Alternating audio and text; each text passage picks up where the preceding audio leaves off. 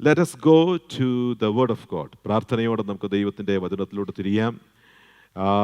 Deuteronomy chapter 9 verse 1 and 2. ഒന്ന് വായിച്ചാട്ടെ.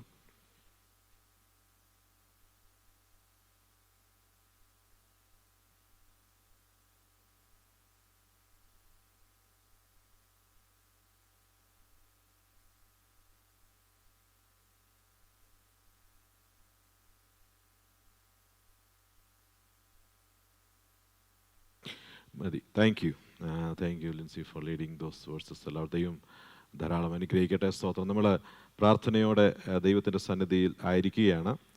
ഈ വചനത്തിൽ നിന്ന് ഞാൻ മുൻപൊരു പ്രാവശ്യം പ്രസംഗിച്ചിട്ടുണ്ട്. പക്ഷേ വീണ്ടും ദൈവാത്മാവ് ചില കാര്യങ്ങൾ എൻ്റെ ഹൃദയത്തിനകത്ത് നൽകി തന്നിരിക്കുമ്പോൾ ഞാനത് നിങ്ങളുമായി ഷെയർ ചെയ്യുവാൻ കർത്താവിൽ ആഗ്രഹിക്കുകയാണ്. സ്തോത്രം.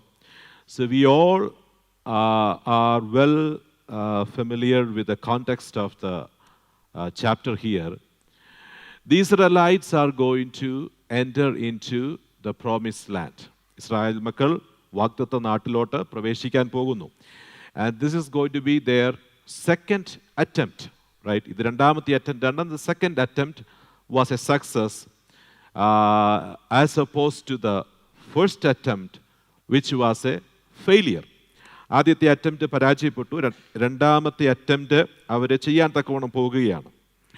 Now, in chapter 9 verses 1 and 2, it explains, ഒന്ന് രണ്ട് വാക്യങ്ങൾ എക്സ്പ്ലെയിൻ ചെയ്യുന്നത് how difficult it is going to be. കാരണം എത്രമാത്രം ഡിഫിക്കൽട്ട് ആയിരിക്കും. Because the enemies are still stronger. The walls are still taller, and everything is going to be really difficult. Praise God. Inhabitants, they are still there. Cities are still stronger. It is not going to be an easy task. ഇത് ഒരു easy task അല്ല, വളരെ ബുദ്ധിമുട്ടേറിയ ഒരു task ആയിരിക്കും. ആമേൻ, സ്തോത്രം. And the giants are still living. Praise God. ഫൈറ്റ് ചെയ്യാൻ ആ അനാക്കീംസിനെയൊക്കെ ജയൻസ് ആയിട്ടാണ് കണ്ടിരിക്കുന്നത്. So they are still there. So it's not going to be an easy task. എന്നാൽ വേഴ്സ് നമ്പർ 3 നമ്മൾ കടന്നു വരുമ്പോൾ ഇങ്ങനെയാണ് വായിക്കുന്നത്: The Lord God is going to go before you. ദൈവം, even though it is going to be really difficult, you are going to enter into the land and conquer the land because the Lord God goes before you. അപ്പോൾ ദൈവം പറയുകയാണ്, it will happen. കാര്യം നിങ്ങൾ നടക്കും. And when you come to verse number 4 and 5, 4-5 വാക്യങ്ങളോട്ട് കടന്നു വരുമ്പോൾ, praise God, you will be successful in this attempt. And you will be able to settle in the promised land. You will see the fulfillment of God's promise. Verses 4 and 5 will explain ചെയ്യുകയാണ്. But it is not, going to be, or it won't be based on your righteousness. അത് നിങ്ങളുടെ നീതി നിമിത്തമല്ല, നിങ്ങൾ നല്ലവരായതുകൊണ്ടും നിങ്ങൾ മിടുക്കരായതുകൊണ്ടുമല്ല നടക്കാൻ പോകുന്നത്. Rather, God says, you will have success. You will see the fulfillment of God's promise based on God's grace and based on God's faithfulness. And plus, God is doing this because the people live in that land are wicked. അവർ ശരിയല്ലാത്തതുകൊണ്ടും ദൈവം വിശ്വസ്തനായതുകൊണ്ടും ദൈവം കൃപയുള്ളവനായതുകൊണ്ടും നിങ്ങൾ അനുഗ്രഹിക്കപ്പെടും. എനിക്ക് ഞാൻ 2-3 പ്രാവശ്യം അത് വായിച്ചു നോക്കിയപ്പോൾ ദൈവം പറയുന്നുണ്ട് വേഴ്സ് നമ്പർ 5, നീ അവരുടെ ദേശം കൈവശമാക്കാൻ ചെല്ലുന്നത് നിന്റെ നീതി നിമിത്തവും നിന്റെ ഹൃദയ പരമാർത്ഥത നിമിത്തവുമല്ല. Amen, praise God. So they പറയുകയാണ്, do not take pride on your self righteousness. Amen, സ്തോത്രം. Amen. ഒരനുഗ്രഹം നിങ്ങൾക്ക് ലഭിക്കും. You will have blessings and you will see the promise of God, the fulfillment of God, promise of God, not because of your merits, not because of your righteousness. So never ever take or give credit to your own self-righteousness. You are going to be blessed because your God is faithful. Hallelujah. നിങ്ങൾ അനുഗ്രഹിക്കപ്പെടാൻ പോകുകയാണ്, കാരണം നിന്റെ ദൈവം വിശ്വസ്തനായതുകൊണ്ട്. പകൽക്കാലം പറയട്ടെ, ഒരനുഗ്രഹവും നമ്മളെ നിഗളികളാക്കി മാറ്റരുത്. ആമേൻ, സ്തോത്രം. ആമേൻ. ഒരനുഗ്രഹം മൂലവും അല്പം പോലും നിഗളം ഹൃദയത്തിനകത്ത് കയറരുത്. When every time you are blessed, every time you receive a blessing from the Lord, you should humble in the presence of the Lord and give credit to the faithfulness of God. Hallelujah.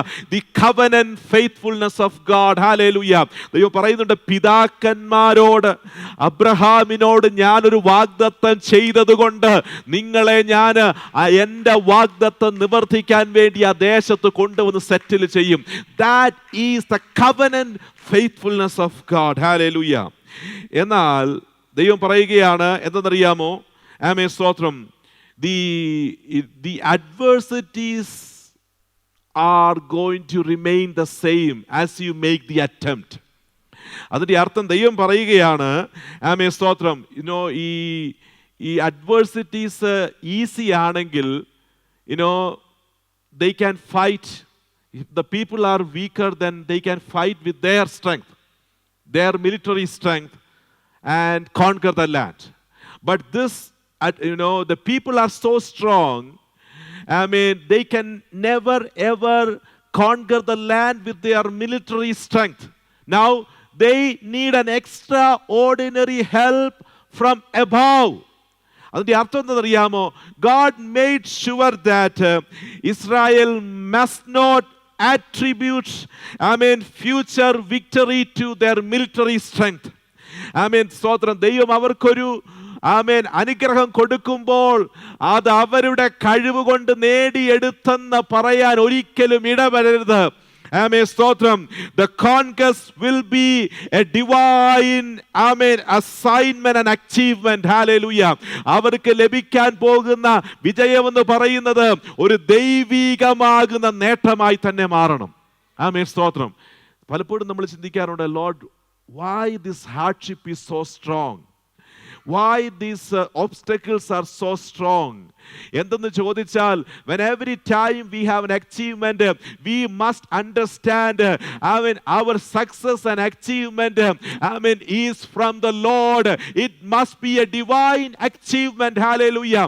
ദൈവികമാകുന്ന ഒരു നേട്ടവും ആയിരിക്കണമെന്ന് ദൈവം ആഗ്രഹിക്കുകയാണ്. സ്തോത്രം. Now, let me come to chapter 9 and verse number 1 and 2. If you read the chapter 9 verse number 1 and 2, it echoes, അത് നമ്മളെ ഓർമ്മിപ്പിക്കുന്നത്, the same words of the spies, 10 spies who came back with a report. 12 പേരെ ഉറ്റുനോക്കാൻ വിട്ടല്ലോ. അതിലെ 10 പേര് 40 വർഷം മുൻപ് ജനത്തോട് പറഞ്ഞ അതേ കാര്യമാണ് 9-ാം അധ്യായത്തിൻ്റെ 1-2 വാക്യങ്ങളിൽ കാണുന്നത്. എന്ന് വെച്ചാൽ, in the first attempt, look at the first attempt. ഞാൻ വായിപ്പിക്കുന്നൊന്നുമില്ല. Chapter 1 of Deuteronomy, they came back with a report. They said, we are not going to enter into the land. We won't be able to conquer the land because the enemies are so strong. The giants are living in that land. The walls of the cities are so tall that we can never ever conquer. And if you look at their description, they were describing about the greatness of the enemy. ശത്രു എത്ര great ആണ് എന്നുള്ളതിനെ പറ്റിയാണ് describe ചെയ്തുകൊണ്ടിരുന്നത്. Further, when you read down, God was really upset. ഇതാണ് ദൈവം അവരോട് പറഞ്ഞത്. Chapter 1,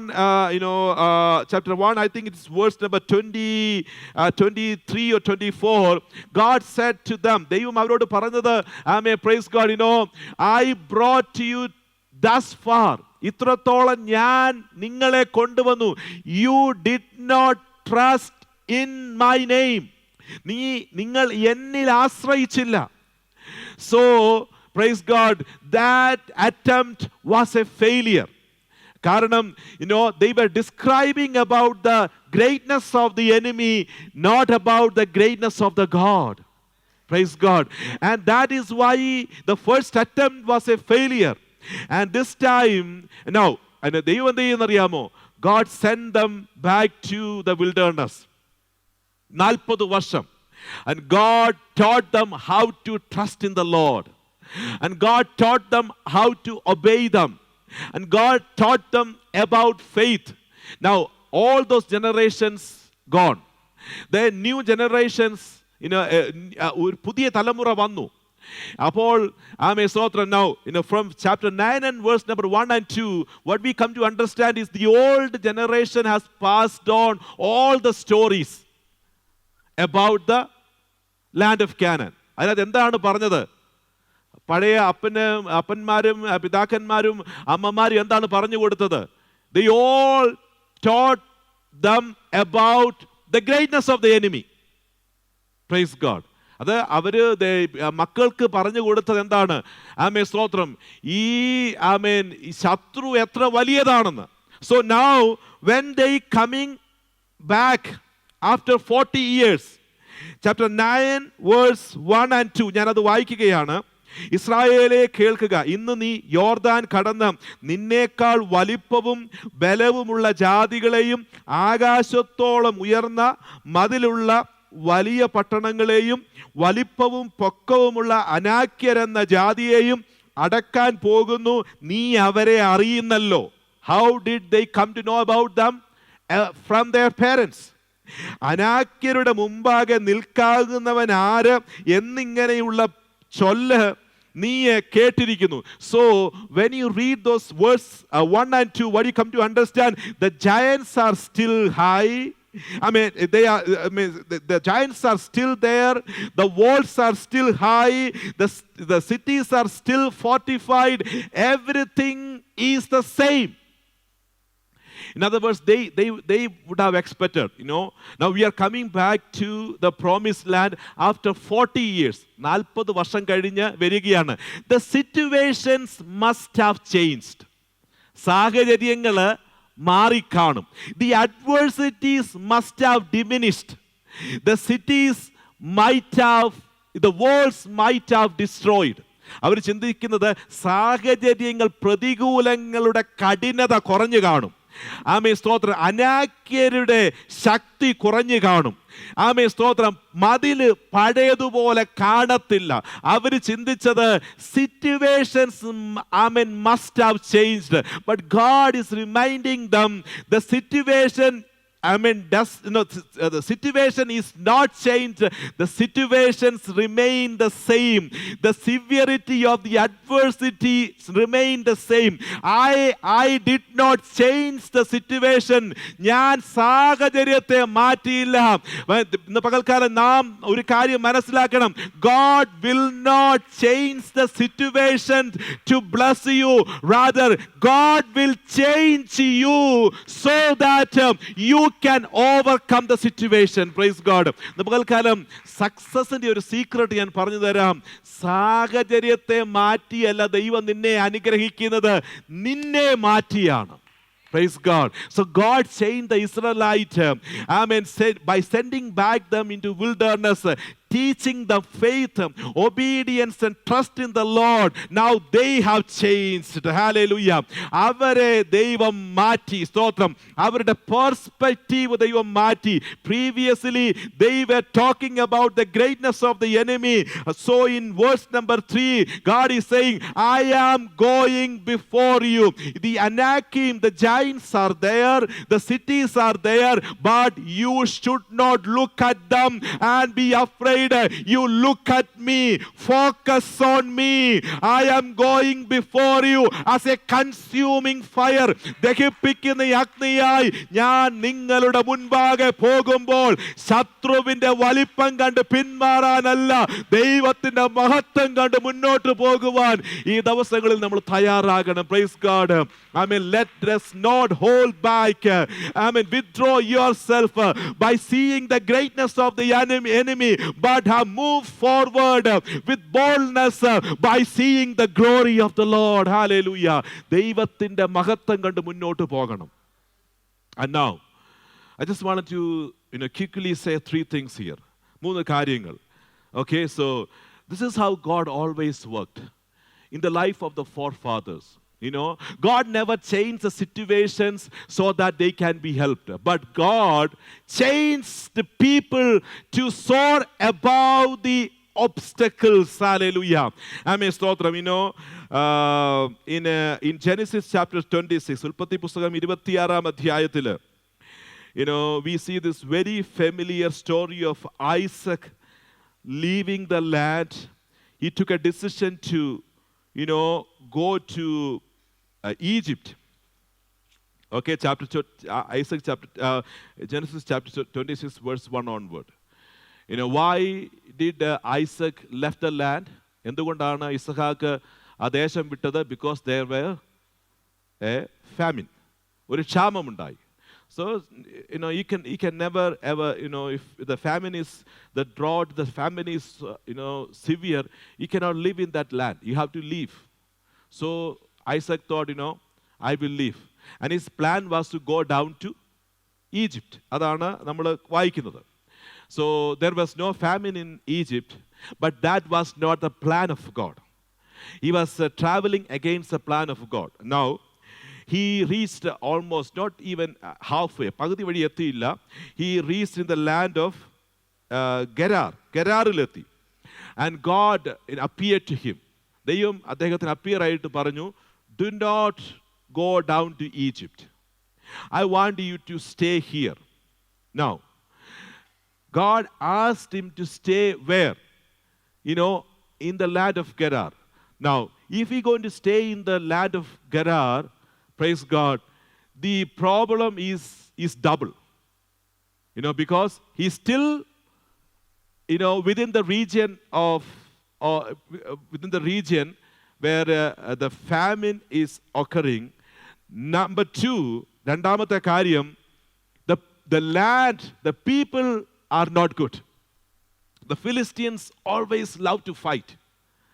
Praise God. So, ക്ഷാമം ഉണ്ടെങ്കിലും കുഴപ്പമില്ല, ഈ വഴക്കിടുന്നവരുടെ ഇടയിൽ ജീവിക്കുന്നതാണ് അതിനേക്കാട്ടിലും ബുദ്ധിമുട്ട്. So, and now, God, when Isaac reached Gerar, God said, live here and, work here. Praise God. ഇവിടെ നീ താമസിക്കണം. ഇവിടെ നീ, sow your seed here. ഇവിടെ നീ വിതയ്ക്കണം. Praise God. So, നമ്മളൊരു കാര്യം മനസ്സിലാക്കണം. God did not change the situation. ദൈവ സിറ്റുവേഷൻ ചേഞ്ച് ആക്കിയില്ല. Now, praise God, He has doubled the intensity of the adversity. Praise God. പ്രതികൂലത്തിന്റെ കഠിനത വർദ്ധിപ്പിച്ചു. Praise God. And God said, I have given a promise to your father. Praise God. And I have a plan for you. Praise God. So God talked to him about the plan of God. What did Isaac did? He exercised his faith in the plan of God. സ്തോത്രം. ഐസക്ക് ദൈവത്തിന്റെ പദ്ധതിയിൽ തന്റെ വിശ്വാസം exercise ചെയ്തു. അതുകൊണ്ട് എന്ത് സംഭവിച്ചു? God did not change the situation. Rather, God changed Isaac to overcome the adversities and problems. Hallelujah. അവിടെ നമ്മൾ വായിക്കുന്നത്, God blessed him 100-fold. 100 ആമേൻ മേനി ദൈവം അവനെ അനുഗ്രഹിച്ചു. അങ്ങനെയല്ലയോ വായിക്കുന്നത്? ആമേൻ സ്തോത്രം. Verse number 12 I believe. ആമേൻ ഇസഹാക്ക് ആ ദേശത്ത് വിതച്ചു, ആ ആണ്ടിൽ 100 മേനി വിളവ് കിട്ടി. യഹോവ അവനെ അനുഗ്രഹിച്ചു. Praise God. Now Isaac sowed in the land and reaped in the same year and 100-fold, and the Lord blessed him. Why? എന്തുകൊണ്ടാണ്? He exercised his faith in the plan of God. Amen. Praise God. Amen. ദൈവം അവനെ അനുഗ്രഹിച്ചു. സാഹചര്യം മാറ്റിയില്ല, ഇസഹാക്കിനെ ദൈവം മാറ്റി. Look at the life of Joseph. യോസഫിന്റെ ജീവിതം നിങ്ങളൊന്ന് പഠിച്ചു നോക്കിയാട്ട്, he had a very good time back home with his parents. അല്ലേ? ഞാൻ പറയും നല്ല സുഖിമാനായിട്ട് വളർന്നു വന്നയാളാണ് ആര്? എന്നെ പോലെയൊക്കെ ഇസഹാക്ക്, ഐ മീൻ ജോസഫ്. ഒരു കുഴപ്പമില്ലായിരുന്നു, നന്നായിട്ട് വളർന്നു വന്ന പിന്നെ ആയിരുന്നു. Like he was a pet of his father and വേറെ പണിയൊന്നുമില്ലായിരുന്നു. All the job was hard job was done by his brothers. കാരണം they will take care of the sheep. ഇനി ഇദ്ദേഹത്തിൻ്റെ ഒറ്റ പണിയുള്ളതറിയാമോ? His father will send him, just go and look what your brothers are doing. So he will bring back all the gossips and bad news about his his brothers. എല്ലാ ദുശ്രുതി എല്ലാം കൂടെ എന്ത് ചെയ്യും? കൊണ്ടുവരും. And his brothers did not like him because of this. And on top of that, one day his his father gave him a gift, a robe. ഒരു അങ്കി അങ്ങ് തയ്പ്പിച്ചു കൊടുത്തു. ഈ ഷോ കാണിക്കാൻ ജോസഫ് ചിലപ്പോൾ ഇച്ചിരി മെടുക്കനായിരിക്കാം. And I believe, this is my imagination, like one day they were all sitting and he, he made a big show, like walking in front of the brothers by, wearing that robe. ഇങ്ങനെ വീശിയൊക്കെ കാണിച്ച് കാണും. അവൻ്റെ ഒരു show ആയിരിക്കാം. പക്ഷെ അതും കൂടെ ആയപ്പോൾ his brother's anchor was aroused. പിന്നെ on top of that came the vision. Praise God. Vision വന്നു. അപ്പോൾ ഇതും കൂടെ ആയപ്പോഴത്തേക്കിന് എന്ത് ചെയ്തു? they decided, ഇവനെ ഇങ്ങനെ വിട്ടാൽ പറ്റത്തില്ല. Now on the other side we need to understand that God had that was a promise. Okay, that was a promise that God gave to Joseph. God had a promise for Joseph. Praise God. So God prepared a promise and gave to Joseph, but Joseph was not prepared for that. Okay, promise prepare ചെയ്തു, promise prepared ആയിരുന്നു. പക്ഷെ യോസഫ് എന്ത് ചെയ്യില്ല? Prepared ആയില്ല. കാരണം ഇദ്ദേഹത്തിൻ്റെ ഈ പരിപാടി കാരണം. So the brothers discussed and put him in the pit. Praise God. Brothers discuss ചെയ്തു and they decided his future will be destroyed. അവൻ്റെ ഭാവി ഇതോടെ തീർന്നു. പക്ഷേ they didn't know that heaven knew it was just the beginning. Praise God. സഹോദരന്മാരെ, ഇവരെ തീർക്കാമെന്ന് പറഞ്ഞ് ചെയ്തതാണ്. But what we see from then onward, God is preparing Joseph. How? By putting him into the most difficult circumstances. ഏറ്റവും വൈഷമ്യമേറിയ ആമേൻ സ്തോത്രം ജീവിത അഡ്വേഴ്സിറ്റിയിൽ കൂടെ അവനെ കടത്തി വിട്ടുകയായിരുന്നു. Praise God. So God was preparing one after another. Amen. Praise God. He was going through big time trouble.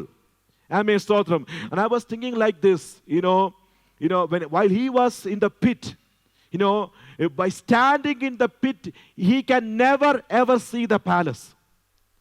Even if he jump, in the pit, he can never ever see the palace. But heaven can see both the pit and the palace at the same time. Amen. Praise God. And I thank the Lord for those adversities, for those hard circumstances that he went through. ഒരു കാര്യം നമ്മൾ മനസ്സിലാക്കണം. Joseph got this vision of this gift of seeing the vision when he was back at home. But when did he get the gift of interpreting the vision? When he was in the prison. അപ്പോൾ ഏറ്റവും മികച്ച gift കിട്ടുന്നത് when you go through adversities. Amen. Praise God. And finally,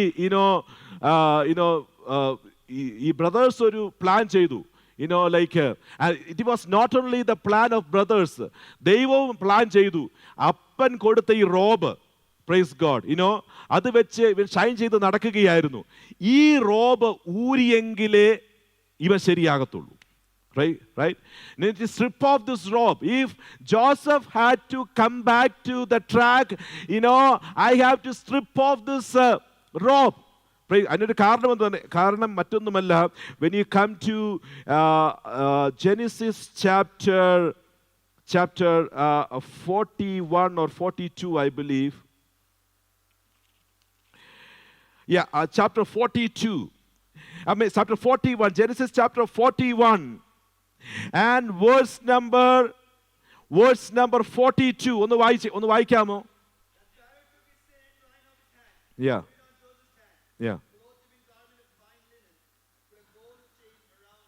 See, he is getting another robe. Which was this robe?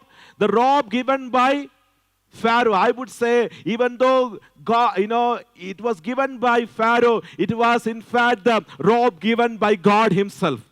Praise God. But ഈ Rob കിട്ടണമെന്നുണ്ടെങ്കിൽ മറ്റേ Rob ഊരിയെങ്കിലേ പറ്റത്തുള്ളൂ. Praise God. ഞാനൊരു കാര്യം പറയട്ടെ. സ്തോത്രം. ചില റോബൊക്കെ ദൈവം ഊരും. കാരണം ചില റോബ് ഊരിയെങ്കിലേ നമ്മൾ പാഠം പഠിക്കത്തുള്ളൂ. Praise God. കാരണം God has another better one in store for you. Praise God. Finally, let me tell you, my beloved, stotram, Joseph never ever complained when he went through adversities. Rather, he exercised his faith in the promise of God. Isaac exercised his faith in the plan of God, and he soared above the circumstances. Hallelujah. Joseph exercised his faith in the promise of God, and he overcame the circumstances. Let me tell you one more point, my beloved. David exercised his faith in the presence of God while facing Goliath the giant, and he soared above the circumstances and blessed. Hallelujah. പകൽക്കാലം പറയട്ടെ, situation ദൈവം മാറ്റാൻ പോകുന്നില്ല, പക്ഷെ ദൈവം നിന്നെ മാറ്റും. ഒരു കാര്യം പറഞ്ഞിട്ട് നിർത്താം. When the storm comes, most of the birds, they seek for shelter. But you know what the eagle do? The eagle do something totally different. When the storm comes, the eagle just spread its wings. Praise God. It not only spread its wings, but it uses the currents of the wind to soar above the storm. Praise God. And the storm will be there, but hallelujah, the eagle knows how to soar above the storm. Hallelujah. കഴുകൻ ചെയ്യുന്ന ഒരു കാര്യമുണ്ട്. സ്തോത്രം. വലിയ Storm വരുമ്പോൾ സ്തോത്രം, ഈ സ്റ്റോമിന്റെ കാറ്റുണ്ടല്ലോ, ആ കാറ്റിന്റെ ഗതിയെ മനസ്സിലാക്കിയിട്ട് ചിറക് അതിനെ ഉപയോഗിച്ച് ചിറക് വിരിച്ചിട്ട് സ്റ്റോമിന് മുകളിൽ കയറി കഴുകൻ ചിറകടിച്ചുയരും. സ്റ്റോം അവിടെ തന്നെ കാണും. But hallelujah, the eagle will be always on top of the storm. Hallelujah. And this is what God wants us to be. എന്തെന്നറിയാമോ? പ്രതികൂലങ്ങൾ അവിടെ കാണും, പ്രയാസങ്ങൾ അവിടെ കാണും, രോഗങ്ങൾ അവിടെ കാണും. പക്ഷേ ഇന്ന് പകൽക്കാലം പറയട്ടെ, if you are ready to exercise your faith in the plan of God, if you are ready to exercise your faith praise God, in the promise of God, if you are ready to exercise your faith in the presence of the Lord, you are going to soar above the storms of your life, and you will be blessed. എത്ര പേർക്ക് ഇന്ന് കാലം കർത്താവിന്റെ സന്നിധിയിൽ സമർപ്പിച്ചു കൊടുക്കുക? Can you stand in the presence of the Lord? ദൈവത്തിൽ നിന്ന് സമർപ്പിച്ചു കൊടുത്താട്ട് കർത്താവേ ആമേ സ്തോത്രം, ഈ കൊടുങ്കാറ്റുകളുടെ നടുവിൽ ആമേ സ്തോത്രം ഹല്ലേലൂയ ഞാൻ പതറിപ്പോകാനല്ല. ആമേ പ്രൈസ് ഗോഡ് ഹല്ലേലൂയ. മതിലുകൾ അവിടെ നിന്നുകൊള്ളട്ടെ, കരകവിഞ്ഞൊഴുകുന്ന യോർദാൻ അവിടെ ഒഴുകിക്കൊള്ളട്ടെ. ആമേ സ്തോത്രം, മല്ലന്മാർ അവിടെ നിന്നുകൊള്ളട്ടെ. ആമേ ശത്രുക്കൾ എത്ര ആമേ സ്തോത്രം ശക്തിയുള്ളവരുമായി കൊള്ളട്ടെ. ആമേ സ്തോത്രം, ദൈവം എന്നെ പ്രിപ്പയർ ചെയ്യുകയാണ്. He is going before me and he is preparing me. ആമേ praise God, he is changing me. ദൈവം എന്നെ ചേഞ്ച് ചെയ്യുകയാണ്. എന്തിനെന്നറിയാമോ? ഈ സാഹചര്യങ്ങൾക്ക് മീതെ ചിറകടിച്ചുയരുവാൻ, ഹല്ലേലൂയ, ഇതിന് മുകളിൽ കയറി പറക്കുവാൻ ദൈവം ഒരു പുതിയ ചിറക്, ദൈവം നമുക്ക് വിശ്വാസത്തിന്റെ ചിറക്, ആമേ സ്തോത്രം, ആശ്രയത്തിന്റെ ചിറക്, പ്രാർത്ഥനയുടെ ചിറക് ദൈവം ഈ ദിവസങ്ങളിൽ നമുക്ക് നൽകി തരുമാറാകട്ടെ. എത്ര പേര് പ്രാർത്ഥിക്കും, കർത്താവേ നീ എന്നെ അതിനുവേണ്ടി ഒരുക്കണമേ. ആമേ തകർന്നു പോകാനല്ല ദൈവം നമ്മെ വിളിച്ചിരിക്കുന്നത്. ആമേ സ്തോത്രം, ഹല്ലേലൂയ. You know, ആമേ David never, we see a description of Goliath in Samuel chapter 1 Samuel chapter 17. Amen. But that was not the description by David. Hallelujah. David never described or talked about praise God, the size of Goliath. Hallelujah.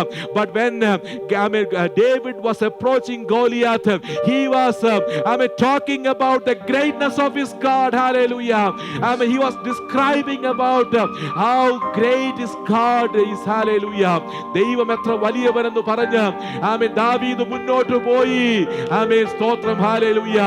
ആമേൻ സ്തോത്രം. ആ ദാവീദിനെ, ഗോലിയാത്തിനെ കീഴടക്കുവാൻ ദൈവം ദാവീദിന് കൃപ നൽകി കൊടുത്തു. പകൽക്കാലം എത്ര പേര് തയ്യാറെടുക്കും? കർത്താവേ നീ ഞങ്ങളുടെ മുൻപാകെ ഉണ്ടെങ്കിൽ ഞാൻ പതറിപ്പോകത്തില്ല, നീ എന്നോട് കൂടെയുണ്ടെങ്കിൽ ഞാൻ വീണു പോകത്തില്ല, അങ്ങയുടെ ബലം, അങ്ങയുടെ കരം എന്നെ നടത്തുമുള്ള വിശ്വാസത്തോടെ നമുക്ക് ദൈവത്തിലേക്ക് ഒരു പാട്ട് പാടി ദൈവത്തെ മഹത്വപ്പെടുത്താമല്ലോ. സ്തോത്രം.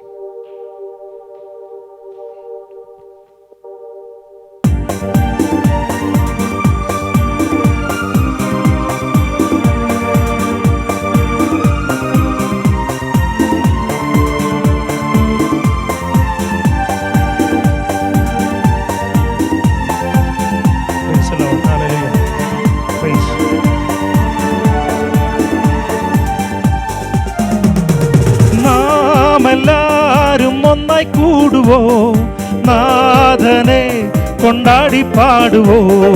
നാം എല്ലാരും ഒന്നായി കൂടുവോ, നാഥനെ കൊണ്ടാടി പാടുവോ.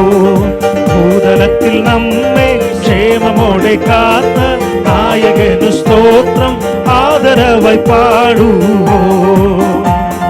ഭൂതലത്തിൽ നമ്മെ ക്ഷേമമോടെ കാത്ത നായകനു സ്തോത്രം ആദരവായി പാടുവോ. ഹല്ലേലൂയ ഗീതം പാടിടാം, അല്ലലെല്ലാം മാറിപ്പോകുമേ. ഹല്ലേലൂയ ഗീതം പാടിടാം, അല്ലലെല്ലാം മാറിപ്പോകുമേ. വല്ലഭൻ നമുക്ക് നല്ലവനായുണ്ട്, എല്ലാ ദാനങ്ങളും ചെയ്തരുളുമെന്നുണ്ട്. വല്ലഭൻ നമുക്ക് നല്ലവനായുണ്ട്, എല്ലാ ദാനങ്ങളും ചെയ്തരുളും. ആമേൻ. വാദ്യഘോഷത്തോടെ ഏകമായി വാനവർ സ്തുതിക്കും നാഥന്റെ. വാദ്യഘോഷത്തോടെ ഏകമായി വാനവർ സ്തുതിക്കും നാഥന്റെ. തിരുപാദം എല്ലാവരും തേടി അന്ധതയകന്നു ഇന്നുമെന്നും പാടുവോ. തിരുപാദം എല്ലാവരും തേടി അന്ധതയകന്നു ഇന്നുമെന്നും പാടുവോ. ഹല്ലേലൂയ ഗീതം പാടിടാം, അല്ലലെല്ലാം മാറിപ്പോകുമേ. ഹല്ലേലൂയ ഗീതം പാടിടാം, അല്ലലെല്ലാം മാറിപ്പോകുമേ. വല്ലഭൻ നമുക്ക് നല്ലവനായുണ്ട്, എല്ലാ ദാനങ്ങളും ചെയ്തരുളുമെന്നുണ്ട്. വല്ലഭൻ നമുക്ക് നല്ലവനായുണ്ട്, എല്ലാ ദാനങ്ങളും ചെയ്തരുളുമെന്നുണ്ട്. ആമേനേറും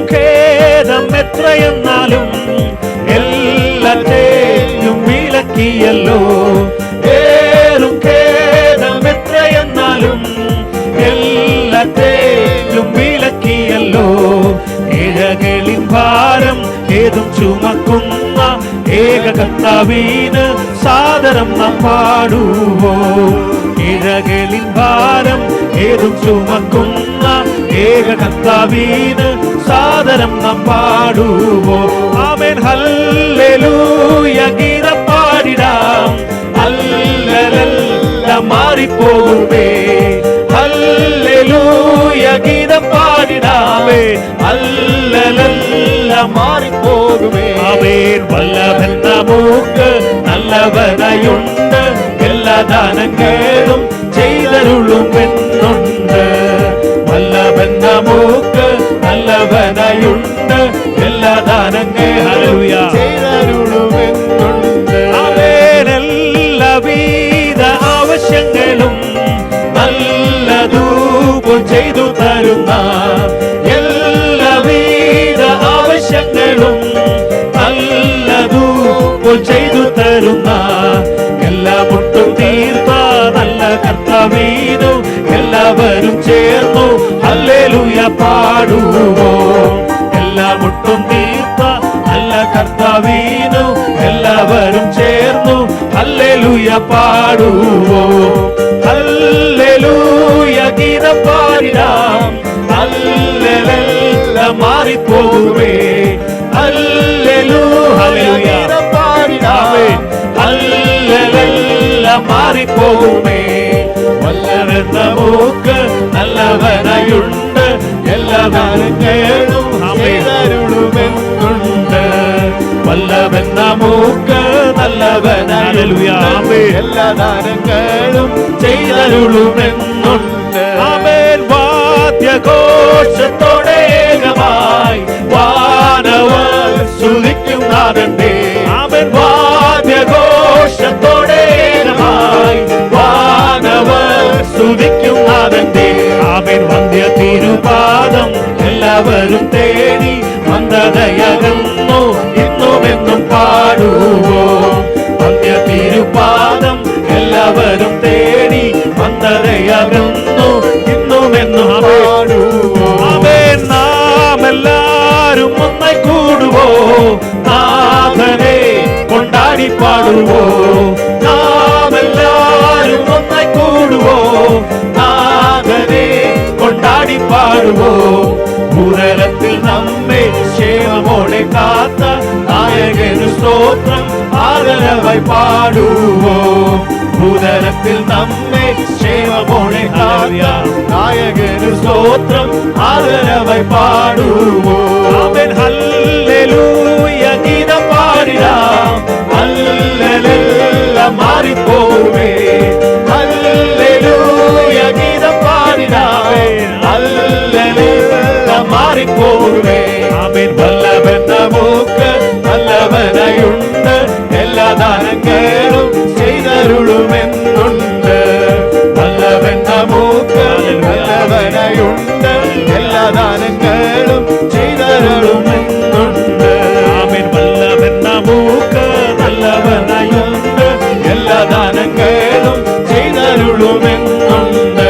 ആമേൻ. വല്ലഭൻ നമുക്ക് നല്ലവനായുണ്ട്, എല്ലാ ദാനങ്ങളും